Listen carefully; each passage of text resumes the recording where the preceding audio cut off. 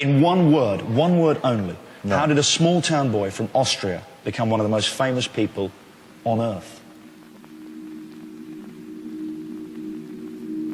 Arnold was going to be something very successful in his life. He's so charming and he's so smart. You just knew it. You just knew he had a very clear sense of how to apply himself.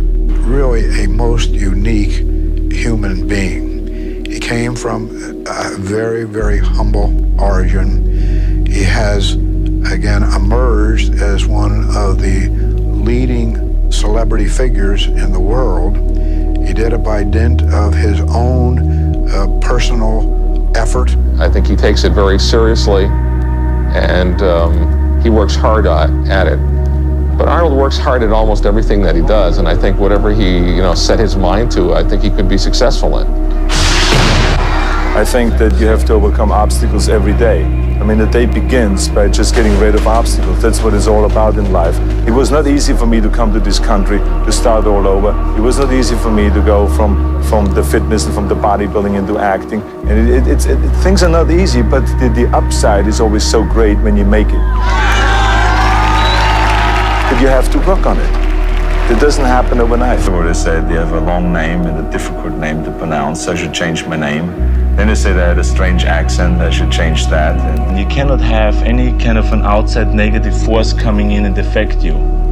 Okay, let's say before a contest, if I get emotionally involved with a girl, that can have a negative effect on my mind and therefore destroy my workout. So therefore I have to cut my emotions off and be kind of cold in a way.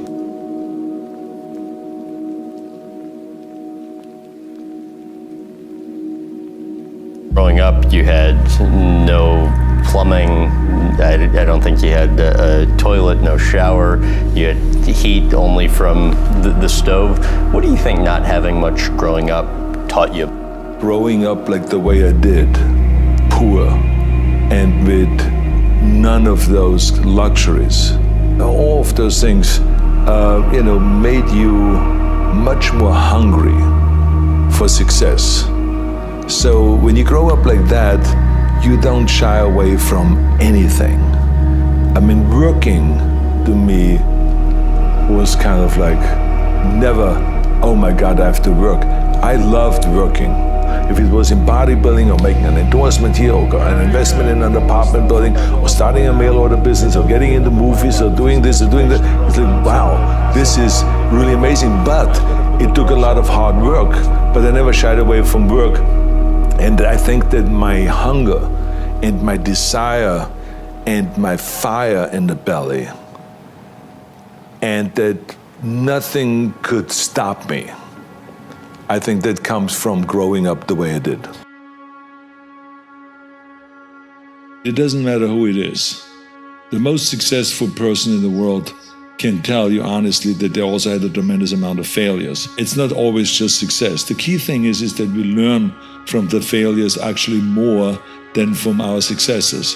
It doesn't matter if you talk about the best basketball player. I remember Michael Jordan one time said in an interview that he missed 9,000 shots. Here he was one of the greatest, if not the greatest basketball player in the world. So yes, you miss. Everyone has failures. So the key thing is that you learn from those failures and you move on. I had my failures in bodybuilding. I lost bodybuilding competitions. Most people only know my victories, which were a lot, but I've also lost.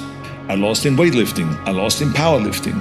I embarrassed myself many times trying to lift the 500 pounds on the bench press in front of 2,000 people in a beer hall in Germany, and I failed and it crashed on my chest and I couldn't make it, but eventually I did make it. I lost, I had failures in the movie business. I remember I had a lot of movies that went through the roof, but then there were movies that went right in the toilet that were not as successful. Books that I came out with that were on the New York Times bestseller list, and then others that didn't, live up to the expectations and failed. I have failures also, I remember, in my personal life, and I learned from that, and then you move on again.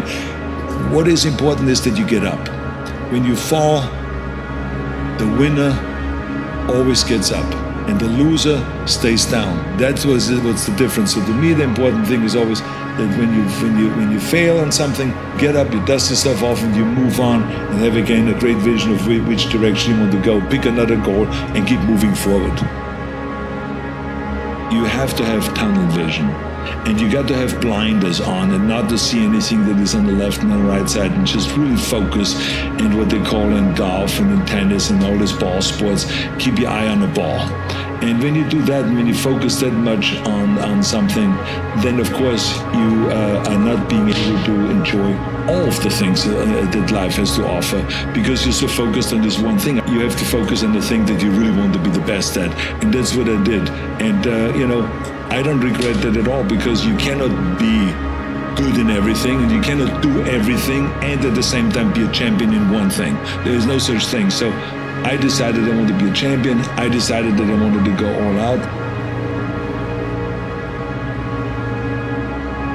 Giving back and recognizing that every one of us needs help.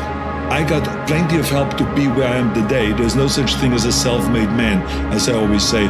There's people that helped me to be where I am today. So it is up to me now to inspire other people, to help them, and to go and reach out and to help. And I just love giving back, where you don't think about what is in it for me, but, how can I help? Part of being successful is to give also something back.